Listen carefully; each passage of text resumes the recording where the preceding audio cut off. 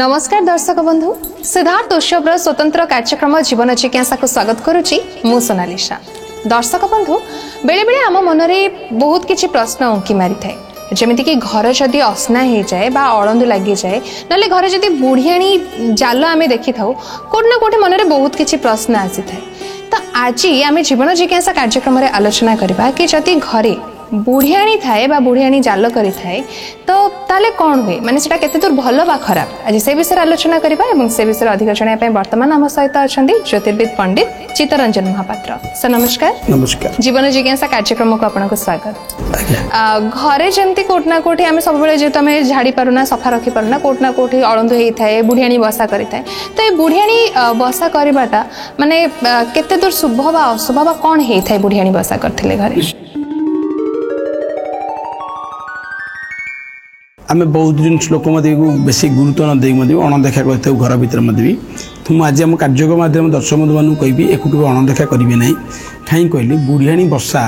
घर दुर्भाग्य डाकी आने आज्ञा बोले शास्त्र गोटे शब्द रही जोटा कि ज्योतिषशास्त्र अनुसार वास्तुशास्त्र अनुसार भी कहुई घरे जदि बुढ़ियाणी बसा बांधिला बा बुढ़ियाणी बसा है से घरे दुर्भाग्य को डाकी आने आप जानते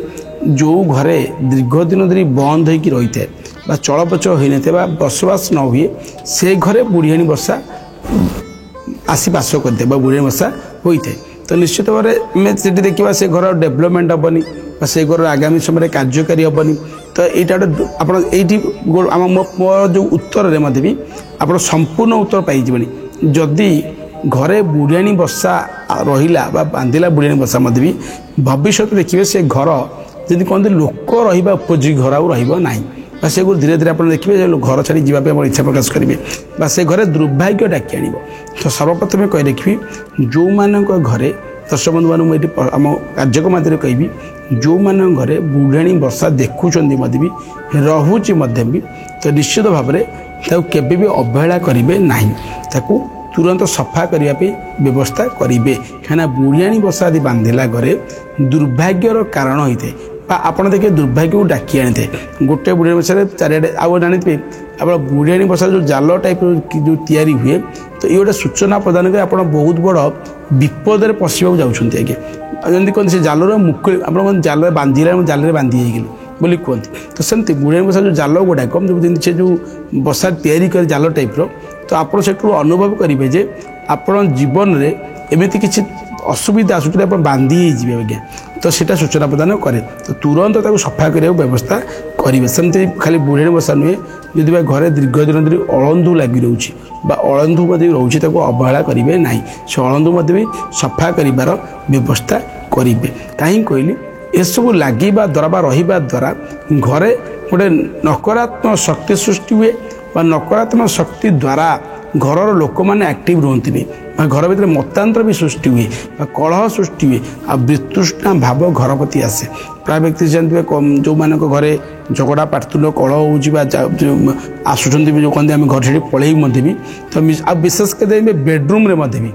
जोटा स्वामी स्त्री बेडरूम भितर जी बुढ़ियाणी बसा बांधिला जानवे तो से मधुर संपर्क तिक्तता आसवा आज्ञा तो से गुरुत्व देवे जदिओ अळंदु लगे हो बुढ़ियाणी बसा देखुं तो निश्चित भाव में यहाँ सफा कर तुरंत व्यवस्था करेंगे तार भी सफा कर किसी नियम भी अच्छी आम कार्यक्रम माध्यम कही देखा गुरुवार शनिवार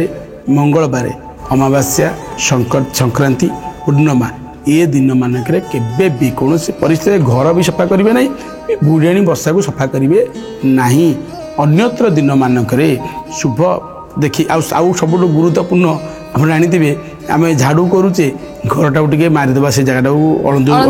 हाँ संध्या समय करेंगे झाड़ू करवा समय भी करेंगे ना से दृष्टि निक्षेप करेंगे संध्या समय हो झाड़ू ताप स्वतंत्र आ झाड़ू करने पर कार्य करेंगे ना झाड़ू करने पूर्व हो कौन उपयुक्त समय देखिकी तो ये जो दिन बार मुझे कहली एगुड़ा आभोड करी जदि अळंदु बा बुढ़ियाणी बसा को सफा करती भी आपण परिवार सुखद समय अतिबाहित कर आगू गोटे शुभ जो अशुभत्व दूरेबार सहायक हो निहाती भाव अति सुंदर कथा कहीं बहुत समय आम देखी था कि घर असना अलंधु होती बुढ़ियाणी जाल होती कि हम आज ना काली जाइए झाड़ीदे सफा करदे या भाविकी टिके खामखेली करके रही जाई था आगो को सफा भी करना था जोटा कि आगो को चाहिए जमी आप बहुत दुर्भाग्य को डाकी आनी था तो जो भी दर्शक बंधु मैंने बर्तमान आमको देखुं तो निहाती भाव में से बुझी सारे कि घरे जदि बुढ़ियाणी जाल अच्छी तुरंत सफा कर दिंतु